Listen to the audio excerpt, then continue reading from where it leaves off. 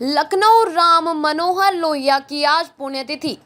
Lohia park में अखिलेश यादव ने माल्यार्पण किया।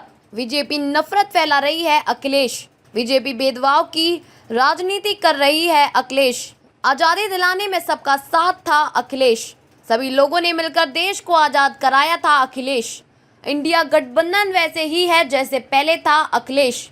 इंडिया और पीडीए चलता रहेगा अखिलेश। आज डॉक्टर राम मनोहर लोहिया जी को याद कर रहे हैं अखिलेश। समाज के अंदर हर तरह का भेदभाव खत्म हो अखिलेश। महंगाई बेरोजगारी समाजवादी पार्टी खत्म कर सकती है अखिलेश। समाजवादी पार्टी का विकास दिख रहा है अखिलेश। जेपीएनआईसी के आगे बीजेपी का विकास फीका अखिलेश। कल आपको रोका गया था, आज अलग से इंतजाम किए गए हैं। क्या वजह है, भेदभाव क्यों है दो नेताओं के बीच में? हर वर्ष की तरह इस लोहिया पार्क में हम लोग डॉक्टर राम मनोहर लोहिया जी को याद करते हैं और आज के दिन हम सभी समाजवादी लोग इकट्ठे होते हैं यहाँ पर आकर के और माल्यार्पण के बाद उनसे प्रेरणा लेते हुए संकल्प लेकर के जाते हैं कि डॉक्टर राम मनोहर लोहिया,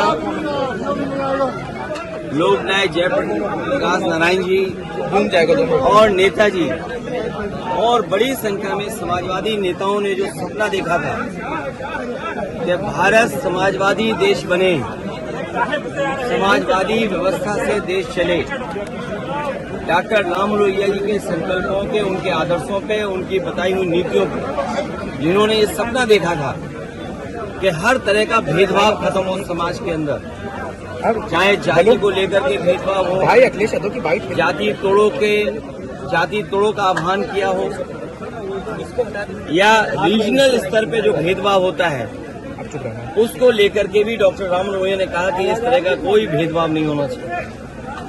सत्य क्रांति का जो आह्वान किया था वो सही मायने में समाज को दिशा देता है। डॉक्टर राम मनोहर लोहिया को आज याद करते हुए हम संकल्प लेते हैं कि जो समाजवादी भारत का उन्होंने सपना देखा तो उस सपने को पूरा करेंगे। ये पार्क नेताजी ने बनवाया था और आज भी लखनऊ में लोगों के लिए या समाजवादी चिंतक विचारकों के लिए ये बहुत महत्वपूर्ण स्थान बनके उभरा है।